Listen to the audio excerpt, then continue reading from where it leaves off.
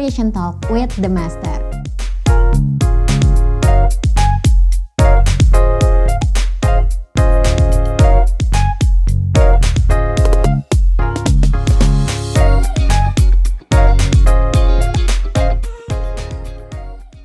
Hai Masterian, kembali lagi bersama saya Ino di Master Talk, Inspiration Talk with the Master. Sebentar. Kayaknya ada email notification nih. Kok ada email yang masuk tentang reset password ya? Padahal kan saya nggak request mau reset password. Nama emailnya juga mencurigakan nih. Nah, Masterian semua, kalau Masterian nemu email seperti ini, jangan asal klik ya. Karena bisa jadi jangan-jangan ini adalah ransomware. Nah, sama banget nih sama apa yang mau kita bahas hari ini, yaitu tentang serangan ransomware. Tentunya saya nggak sendirian dong, karena saya akan ditemani oleh dua narasumber kita. Yang pertama ada Mas Fernando Wangsa, GM IBM Business Solution dari Master System Infotama, dan juga Mas Yeremia Davin Pratama, Manager IBM Business Solution dari Master System Infotama. Halo Mas Nando, Mas Yere. Halo Mbak Ino. Gimana kabarnya hari ini? Sehat. Sehat semua ya? Oke, tadi tuh di awal aku tuh sempet dapet email notifikasi tentang reset password, padahal nggak di request. Nah kan bisa jadi itu adalah serangan cyber yang mungkin kita nggak sadari gitu ya. Kalau misalnya lagi nggak aware atau lagi sibuk, terus ternyata langsung kita klik, bisa jadi langsung masuk ke mana-mana dan data kita bisa diambil. Bener kan? Nah, dan baru-baru ini juga aku tuh dapat info tentang ransomware as a service. Mungkin Mas Danu bisa cerita kali ya itu apa?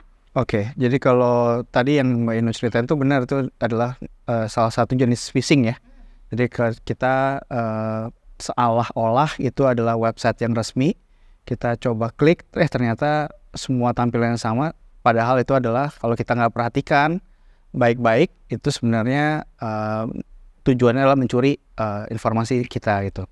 Nah, ransomware as a service itu sebenarnya adalah satu organisasi yang menawarkan jasa gitu. Jadi kalau ada jasa foto keliling, nah ini ada jasa ransomware buat menawarkan ransomware-nya buat menyerang suatu organisasi itu secara lebih cepat gitu. Jadi teman-teman yang mau menyerang ini, bukan teman ya, musuh-musuh kita itu, mereka si organisasi itu yang mau menyerang, instead of mereka bikin sendiri mulai dari nol, nah mereka beli aja jasanya. Jadi ada service yang menawarkan ransomware untuk menyerang organisasi tertentu. Mau itu perbankan, mau itu lembaga pemerintahan, mau itu kesehatan, ya kita bisa carilah di dark web seperti itu. Yang banyak daripada si hackernya ini bikin dari nol, ya mungkin mereka pakai jasa ransomware as a service itu sendiri. Oke, berarti karena ini sudah terorganisir, berarti dampak yang dihasilkan juga bisa lebih besar lagi gitu ya? Oke, jadi kalau secara dampak ya, buat dampak yang diakibatkan oleh ransomware itu, mau itu yang diorganisir kayak, mau itu yang dibuat secara langsung kayak, itu akan sama besarnya dampaknya. Karena yang namanya dampak finansial itu nggak melihat apakah si ransomware ini buatan orang lain atau buatan sendiri gitu kan. Yang jadi kalau misalnya udah kejadian ransomware, udah otomatis itu pasti kita kena serangan ransomware, udah otomatis financial loss-nya itu pasti sangat tinggi gitu.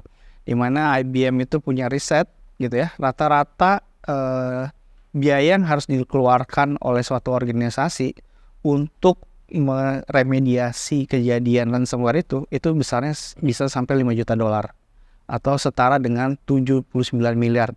Itu bukan duit sedikit ya, lumayan. Nah, itu di luar dari tadi yang biaya tebusan itu juga gitu. Walaupun sebenarnya nggak disarankan juga untuk melakukan penebusannya karena akan toh juga datanya sudah hilang, toh juga dia operationnya sudah berhenti gitu. Jadi sebenarnya cost di balik itunya bisa jadi lebih besar itu, apalagi reputational cost-nya itu sendiri gitu, Mbak Ino. Oke, kalau berkaitan sama real case yang terjadi di Indonesia baru-baru ini? Ya, baru-baru ini kan kita beberapa bulan yang lalu dihebohkan ya, ada beberapa bank, ada beberapa institusi pemerintahan juga telco ataupun yang industri kesehatan itu terkena serangan ransomware, di mana mereka tuh sempat berhenti operasional hingga hari gitu ya. hitungan hari gitu, which is itu cost-nya pasti besar.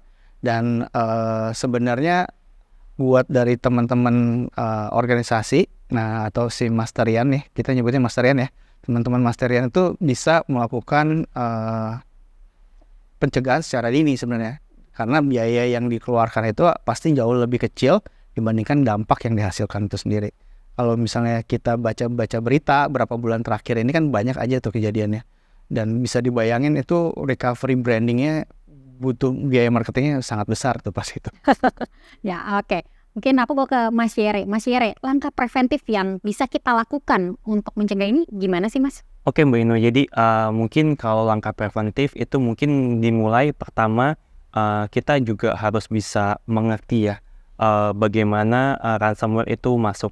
Contoh, misalkan yang pertama tadi waktu Mbak Ino di awal tadi sempat bilang, oh kok ada email masuk ya? Email masuk ini padahal Mbak Ino nggak request gitu kan, nggak request untuk ganti password gitu kan. Nah itu salah satu contohnya ya. Jadi misalkan ketika kita menerima sesuatu, contohnya email itu ya, yang kita tidak request, kita harus waspada. Kita harus misalkan harus siap gitu ya. Jangan sampai kalaupun kita tidak request, kita tetap jalankan seperti itu. Misalkan di dalam email itu juga terkadang kita tidak menerima request untuk ganti password aja. Contoh misalkan, oh kamu selamat dapat hadiah sekian gitu ya. Tanpa kita sadar dengan iming-iming hadiah tertentu, kita langsung mengklik, langsung mengikuti persyaratan segala macam ya. Jadi otomatis data-data confidential kita, username, password, alamat, tanggal lahir itu otomatis sudah berpindah tangan ke hacker tersebut seperti itu. Kemudian seperti yang tadi case-nya, jangan sembarang menerima bukan sembarang menerima email ya, tapi jangan sembarang respon email, jangan sembarang mengklik gitu ya. Jadi seperti ada, kalau mungkin teman-teman familiar dengan clickbait ya. Clickbait, misalkan clickbait untuk yang dapat hadiah, misalkan kita melakukan survei ini nanti dapat hadiah ini seperti itu ya. Nah itu kita harus sangat waspada yang cukup tinggi. Oke, jadi tadi kita harus aware terhadap networknya yang kita gunakan itu harus secure apa enggak. Jangan numpang wifi orang terus, perbanyak kuota. Yang kedua, jangan terlalu banyak update sosial media yang memang itu membuat kita malah jadi target gitu ya. Karena si para hacker itu kan bisa akses juga kan sosial media ya kita. Dan kalau kita, si hackernya itu tahu, oh kita adalah seorang admin atau kita seorang punya posisi penting di dalam organisasi, itu bakal bisa jadi target. Kalau misalnya kita terlalu eksplisit menceritakan pekerjaan kita dan sebagainya, itu mungkin baik buat CV, tapi kadang itu juga jadi bumerang juga buat serangan. Itu bisa jadi kita jadi inceran para hacker, dan disitulah mereka bisa mulai pelajari behaviornya kita. Apakah orang ini itu misalnya, kalau misalnya di coffee shop dia bukanya Detik gitu misalnya, atau dia buka baca berita tertentu. Nanti kalau misalnya dia buka di face terhadap halaman suatu media portal tertentu dan itu memasukkan login segala macam, itu kan bisa mencuri datanya kita dan juga bisa menyusupkan sesuatu ke dalam notebooknya si karyawan tersebut, yang mana karyawan tersebut masuk ke dalam environment perusahaan atau organisasi, itu malah bisa menyebarkan ke tempat lainnya juga. Kalau misalnya nggak ada detection tools dan kawan-kawan lainnya itu nanti gitu. Oke, jadi banyak banget sebenarnya celah yang bisa masuk gitu ya. Oke, nah Mas Trian semuanya, saya juga mau berbagi info nih buat Mas Trian bahwa di Indonesia ransomware itu sudah menyerang berbagai sektor bisnis ya. Jadi dari keuangan hingga kesehatan pun juga kena. Bahkan menurut laporan dari BSSN yang terbaru, jadi industri transportasi, energi, dan pemerintahan itu juga nggak luput dari serangan ransomware. Nah, ini adalah data lanskap keamanan cyber Indonesia di tahun 2022. Oke, tadi kan disebutkan kalau ransomware itu memang sulit ya untuk dideteksi gitu. Nah, sebenarnya mungkin nggak sih kita bisa mendeteksi ransomware sejak dia masuk ke dalam sistem kita? Oke, jadi mungkin aku jelasin sedikit ya. Kalau ransomware itu kan nggak, kalau bahasa Betawi ujuk-ujuk gitu ya. Masuk langsung nyerang gitu. Dia kan pasti butuh waktu kira-kira sekitar 60 hari, 30 hari, 90 hari tergantung dari seberapa besar organisasinya atau seberapa dia pengen stay di dalam organisasi tersebut. Nah, dari awal itu suatu script itu atau suatu malware itu masuk ke tempat kita, itu pasti tujuan utamanya mereka adalah buat gain access dulu. Mereka gain access buat dapetin privilege aksesnya, karena setelah mereka dapat privilege access, mereka bisa menyebar ke networknya kita atau ke environmentnya kita. Nah, dengan privilege access yang dimiliki sama si malware tersebut, mereka nanti bisa buka komunikasi dengan yang namanya command control. Nah, di command control ini mungkin si hackernya itu bisa nyisipin lebih banyak lagi malwarenya, ataupun melakukan download, ataupun melakukan upload file-file yang sifatnya confidential untuk dilempar ke command controlnya itu sendiri, ataupun misalnya melakukan enkripsi terhadap suatu database. Nah, kalau tadi itu kan prosesnya banyak ya stepnya. Nah, dengan si IBM QRadar, dengan solusinya IBM ini, itu bisa banget untuk dilakukan deteksi dari awal. Dari mulai masuknya malware itu, kalau misalnya ada anomali yang kejadian, itu bisa banget untuk dilakukan deteksi. Karena IBM QRadar itu dia nggak cuma ngandelin log, dan dia juga nggak cuma ngandelin signature base. Jadi dia bisa punya deteksi terhadap pattern-pattern yang kelihatannya ini adalah serangan, kelihatannya ini adalah threat gitu. Jadi di awal misalnya mereka mau gain akses, mereka mau gain privilege akses lebih tinggi lagi, mereka mau buka komunikasi dengan command centernya. Nah, itu dari awal-awal itu kita udah bisa bantu untuk deteksi itu. Jadi sebelum kejadian tiba-tiba sudah ke encrypt, nah kita bisa bantu untuk deteksi secara awal. Tapi balik lagi, ini nggak bisa kerja sendirian, tetap harus ada orangnya, tetap harus ada humannya untuk melakukan pengecekan apakah memang benar ini adalah serangan atau bukan gitu. Kita hanya tools yang membantu memberikan kira-kira insight-nya apa, setengah jalannya lah. Kira-kira kisi-kisinya ini kira-kira threat atau bukan. Jadi tapi decision-nya tetap di sisi orang. Oke, kalau gitu. Nah, mungkin aku mau ke Mas Yere nih. Mas Yere bisa diceritain gak sih use case yang sudah ditangani oleh IBM QRadar ini?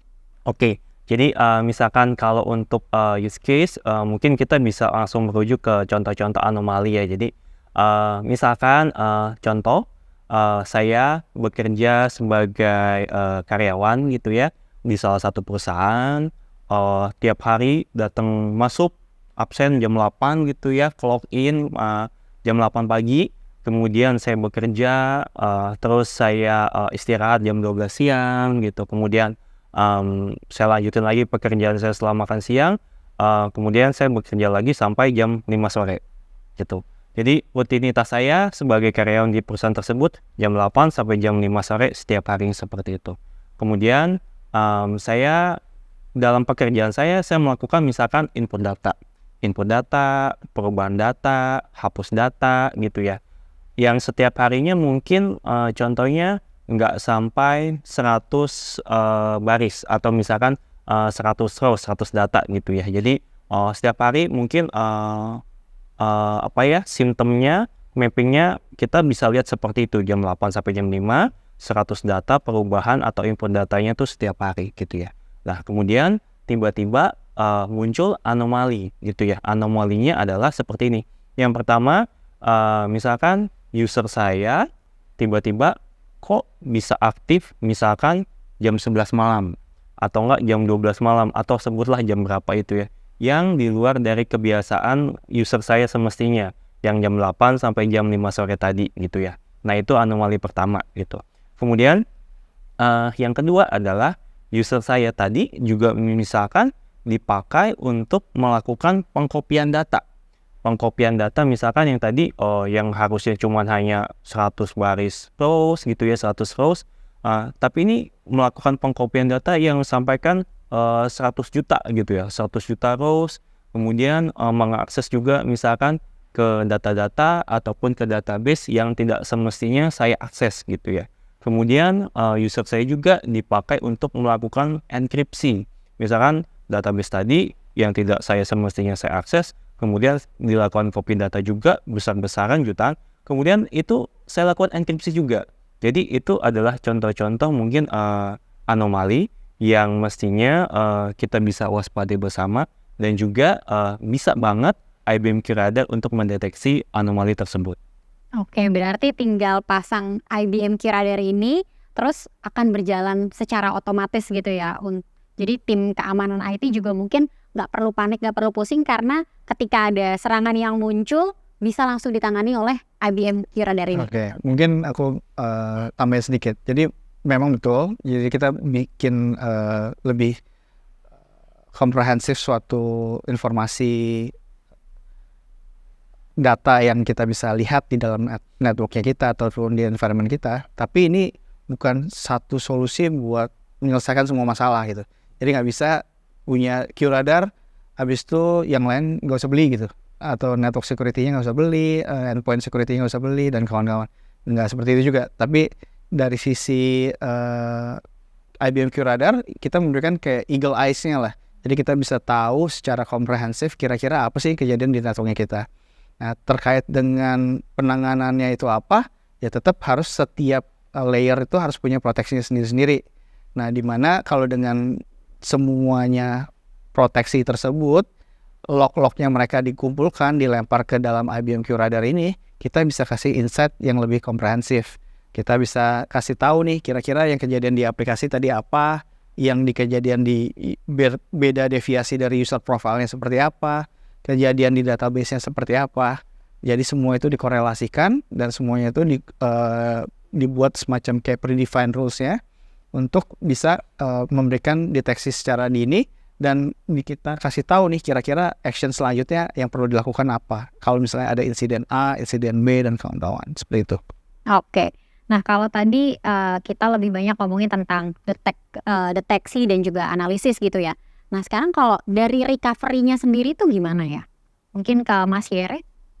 Oke, jadi memang solusi itu tidak bisa hanya satu macam saja, seperti yang tadi Mas Nando juga sudah jelasin depan. Jadi selain dari security, seperti yang tadi kita sempat bahas juga, ada firewall, kemudian perangkat network, kemudian dari sisi IBM security juga ditambahkan QRadar. Nah, kemudian kalau dari sisi recovery, IBM juga mempunyai solusi satu lagi tersendiri, yaitu IBM Flash System.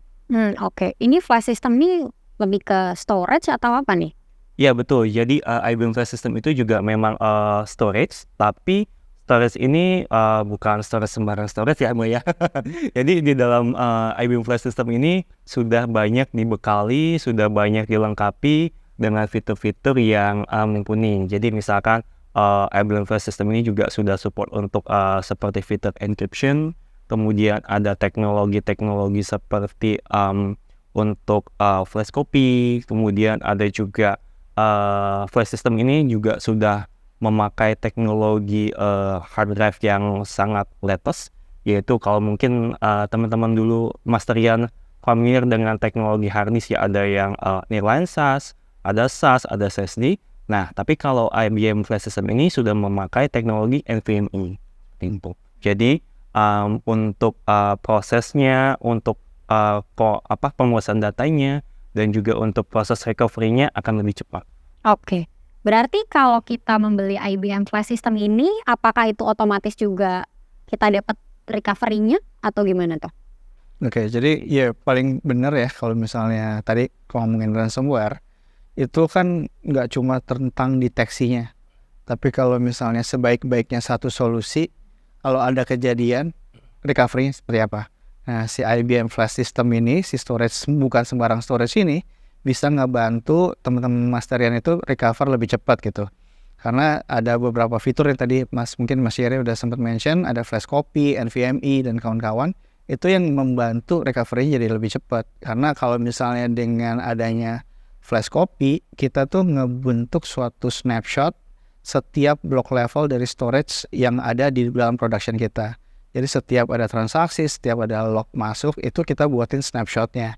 Dimana di dalam snapshotnya itu nanti kita bisa recover, kita bisa pointing back ke dalam production dari snapshot yang sudah terbentuk itu tadi. Dan semuanya itu sifatnya immutable, nggak bisa di delete oleh even sama admin tertentu gitu. Karena banyak kejadian ransomware itu mereka nyerang backupnya. Jadi si backupnya itu yang diserang duluan supaya nggak bisa recover kan kalau misalnya backupnya itu diserang. Nah ini tuh udah immutable. Jadi even si malware-nya itu nggak bisa nge-delete, even si admin yang nggak bisa nge-delete itu sendiri juga. Oke, berarti kalau dia immutable snapshot nggak bisa ada modifikasi dong? Betul. Nah memang ada resikonya, mungkin concernnya gimana nih kalau misalnya malware-nya juga ikut ke snapshot gitu ya. Nah malware-nya ikut snapshot apa enggak, itu ada solusi tambahan dari IBM, itu namanya CyberVault, di mana kita bisa lihat nih isi dari snapshot-nya itu sendiri, apakah ini mengandung malware apa enggak, apakah ini snapshot yang clean atau enggak. Jadi buat teman-teman Masterian, kalau misalnya ada insiden happen, itu buat cari tahu pinpoint kira-kira backup saya itu yang paling clean itu yang mana, itu dengan snapshot ini, dan CyberVault itu bisa membantu lebih cepat buat mencari recovery RPO-nya, recovery objeknya. Jadi poin objek di mana kita harus kembalikan data kita gitu. Nah dengan adanya snapshot ini itu jadi lebih mudah, dan adanya CyberVault itu jadi kita tahu nih kira-kira snapshot yang clean yang mana. Nah, dibandingin kalau misalnya kita pakai backup tradisional, pakai tape gitu ya. Kalau pakai tape itu udah kita backup restore yang lama, kita harus cari tahu pinpointnya juga lama kan, karena kita harus ngecekin, masukin ke aplikasi restore, ini bukan, balik lagi, keluarin lagi backup yang lamanya lagi, mundur lagi. Nah itu kan akan take effort kan di situ kan. Nah di situ bisa sangat kebantu dengan si CyberVault itu tadi gitu. Oke, nah apakah si safeguard copy ini dengan CyberVault ini sebenarnya apa ya, kayak dua fungsi yang saling melengkapi gitu? Iya benar, jadi itu benar-benar upin-ipin banget. Jadi kalau satu jadi acaranya cuma ipin atau cuma upin, tapi kalau dua jadinya acaranya upin-ipin. Nah dengan adanya si CyberVault dan si flash safeguard copy ini tuh membantu tadi recovery time yang lebih cepat, restore point objeknya itu kita bisa drill down, kita bisa cari tahu kira-kira yang paling clean yang mana, sehingga proses buat membalikkan keadaan operational bisnis kita yang tadinya down karena adanya ransomware itu bisa jadi recover lebih cepat gitu. Oke, nah sebenarnya berapa lama sih waktu yang dibutuhkan untuk recovery-nya itu sendiri? Nah oke, mungkin kalau recovery itu tergantung dari data, pertama size datanya seperti apa. Tapi yang pasti kalau tadi saya bilang, kalau kita bayangin pakai backup tape itu mungkin bisa makan jam-jaman ya, atau bisa harian gitu. Nah dengan adanya snapshot ini pasti jadi lebih cepat, karena kita bisa once kita udah ketemu snapshot yang paling cleannya itu di mana, dibantu dengan tadi si CyberVault itu tadi. Nah kita bisa restore, atau kita bisa arahkan si production kita itu ke arah snapshot yang sudah kita pilih tadi time objektifnya.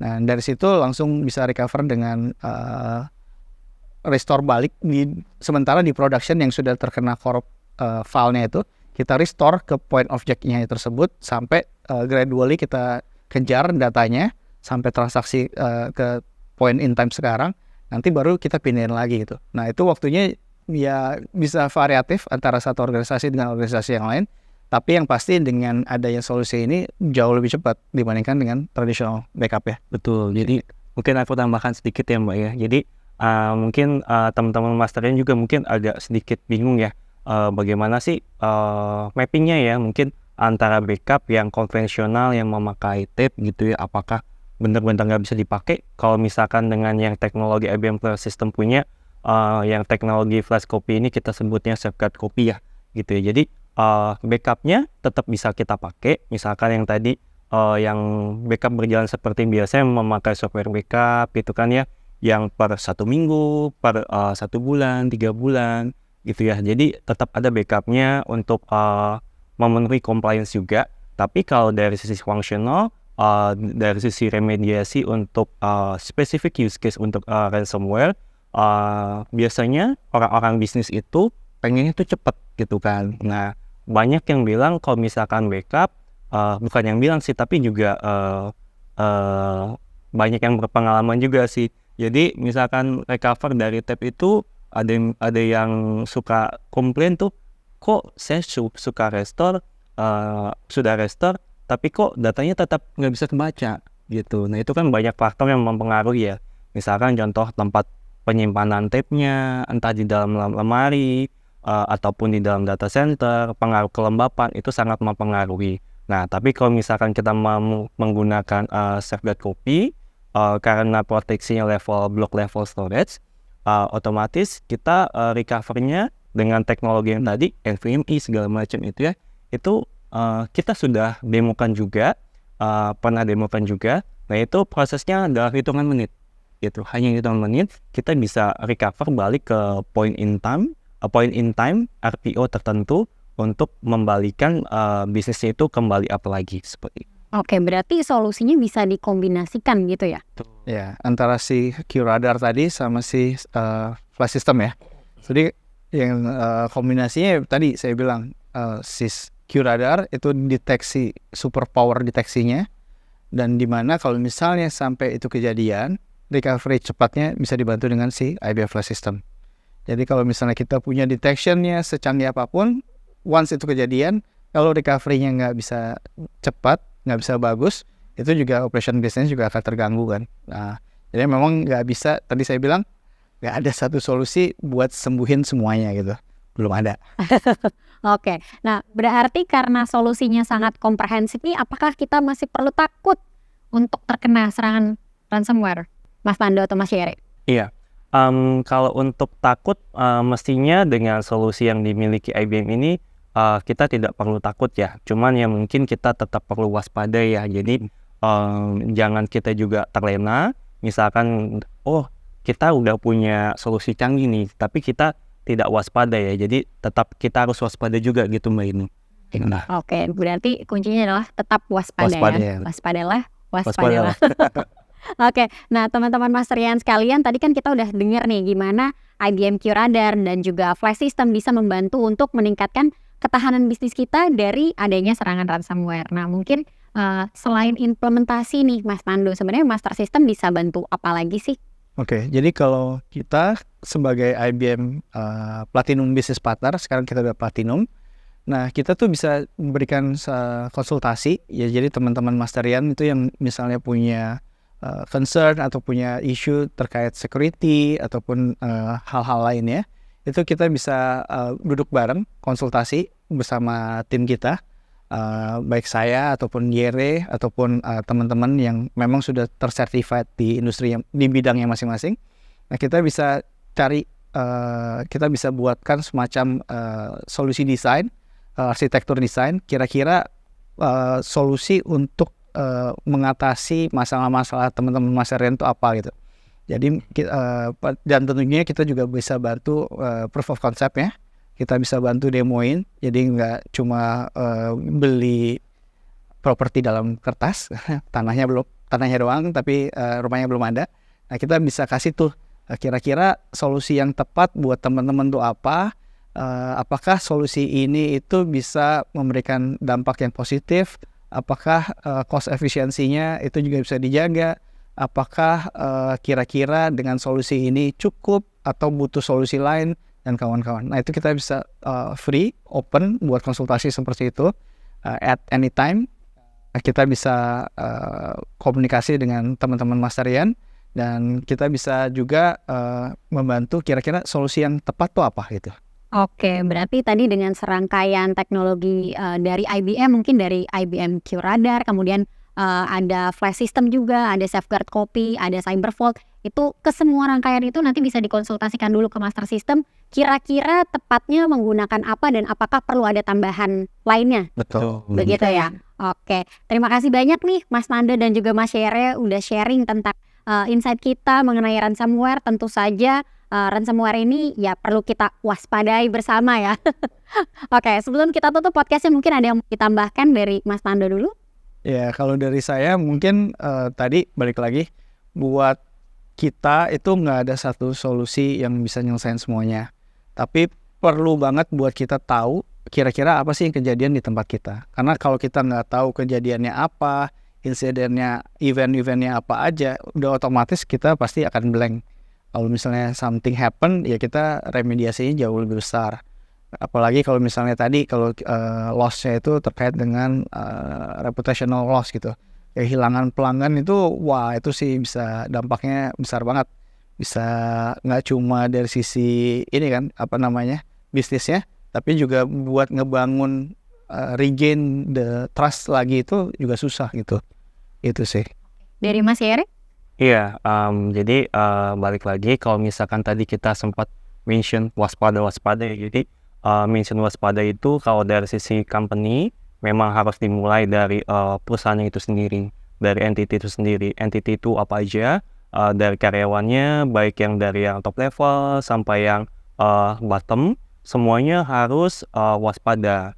Jadi jangan sembarang, misalkan tadi contoh di depan tuh, jangan sembarang klik gitu kan ya, buka email, kemudian harus misalkan yang tadi tidak semestinya reset password gitu kan ya, yang sembarang klik jadi sembarang klik. Jadi selain kewaspadaan yang harus dibentuk dari setiap karyawan, setiap sumber daya manusia tersebut di dalam perusahaan tersebut, juga kita harus tambahkan, karena kadang-kadang walaupun kita sudah waspada, kadang-kadang kan kita suka hilaf gitu ya, suka lupa gitu kan ya. Nah, kita harus tambahkan dengan solusi dari IBM ini. Jadi dengan solusi IBM, dengan tools yang sangat canggih ini, dengan IBM QRadar, IBM Flash System, dan Sapient Copy, otomatis let's say amit-amit kalau misalkan terkena issue case ransomware, kita bisa recover, bisa mendetek dan recover itu lebih cepat seperti itu. Oke, kalau gitu. Nah, tadi seperti yang sudah di-mention bahwa Master System sebagai IBM Platinum Partner, betul ya Mas Nando ya? Bisa membantu teman-teman sekalian. Mungkin kalau yang mau konsultasi atau mau lihat demonya, bisa email ke markom@mastersystem.co.id. Jangan lupa di bawah ini. Oke, terima kasih banyak Mas Nando dan Mas Yere. Tadi insight-nya sangat luar biasa sekali. Thank you Mbak Ino, senang banget bisa ngobrol sini. Oke, siap. Dan terima kasih juga buat Masterian semuanya sudah menonton podcast ini hingga akhir. Dan jangan lupa tadi Masterian semuanya kalau ada yang mau tanya-tanya bisa ke markom@mastersystem.co.id. Jangan lupa tonton terus video-video tentang Master Talk ini. Like, comment, subscribe, dan juga share video ini ke seluruh sosial media yang kamu punya. Saya Ino pamit undur diri. Master Talk, Inspiration Talk with the Master. Sampai ketemu di episode selanjutnya. Dadah! Bye.